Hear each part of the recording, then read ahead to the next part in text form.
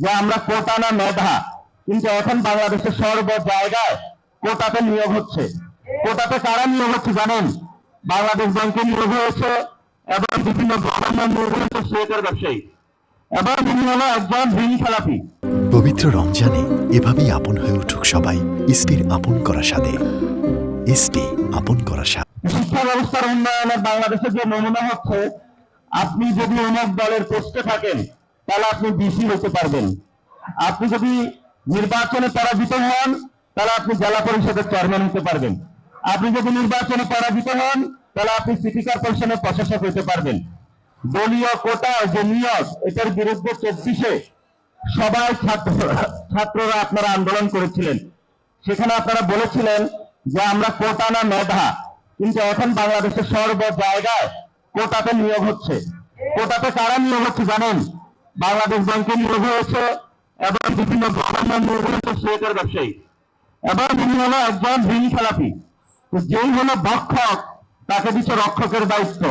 শেখ মুজিবের পরে বাংলাদেশে রক্ষী বাহিনী গঠন করা হয়েছিল, যারা কম্বল থেকে সবকিছু চুরি করেছিল, ব্যাংক লোপাট করেছিল কামালের নেতৃত্বে। আর বাংলাদেশে এখন তৈরি হচ্ছে ভক্ষক বাহিনী। তারা নদীও বক্ষণ করে, তারপরে খালও বক্ষণ করে, মানুষের ব্যবসা প্রতিষ্ঠানও বক্ষণ করে, যেটার বিরুদ্ধে আমরা দাঁড়িয়েছিলাম, বলেছিলাম বাংলাদেশের চাঁদাবাজি, সন্ত্রাসী, দুর্নীতি আর চলবে না।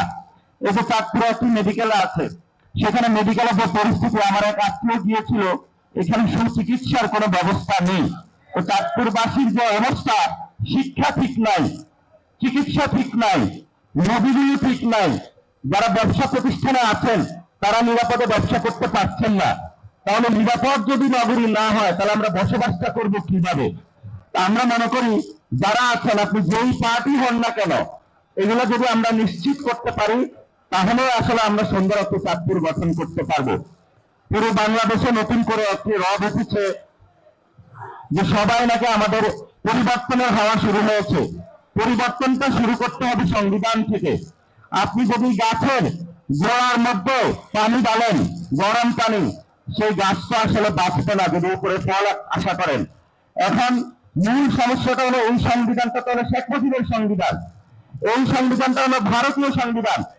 যেই সংবিধানের কারণে আমার 2024-এ অসংখ্য ভাই শহীদ হয়েছে, যেই সংবিধানের কারণে 90তে ভাইরা শহীদ হয়েছিল, যেই সংবিধানের কারণে গত 17 বছর বিএনপি জামাতের নেতা কর্মীরা সবাই ঘর ছাড়া ছিল, পায়ের মধ্যে গুলিবিদ্ধ হয়েছিল, বেগম খালেদা জিয়াকে বালুর ট্রাক বসিয়ে ওনাকে কিসের নির্যাতনের মাধ্যমে হত্যা করা হলো।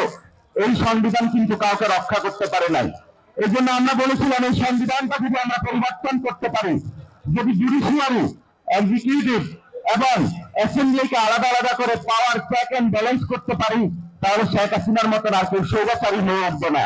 যখনই আমরা এটা বললাম, সবাই এসে বললো বাবারা তোমরা বেশি দিতে, তোমরা এগুলা বলা লাগবে না, সংবিধান অনুযায়ী দেশ চলবে। এই সংবিধান তো শেখ হাসিনার সংবিধান, এই সংবিধান তো শেখ মুজিবের সংবিধান। তো আমরা তো 24-এ গণ অভ্যুত্থান করি নাই শেখ হাসিনা শেখ মুজিবের ভারতের দাদাগিরি অনুযায়ী বাংলাদেশকে চলার জন্য। আমরা বাংলাদেশের সংবিধান চাই, যেই সংবিধান হলো ফেসিবাদী সংবিধান, সেই সংবিধান আমরা চাই না। এখন তো আমরা কথা বলেছি মৌলিক স্ট্রাকচারাল যে ডেভেলপমেন্ট সংবিধানে সেটা করার জন্য, যদি আপনারা সেটা করতে না দেন, হয়তো এই সংবিধান খালেদা জিয়া যেভাবে বলেছিল এটা ছুঁড়ে ফেলে দিতে হবে, আমরা হয়তো এই সংবিধান ছুঁড়ে ফেলার কর্মসূচিতে যেতে হবে।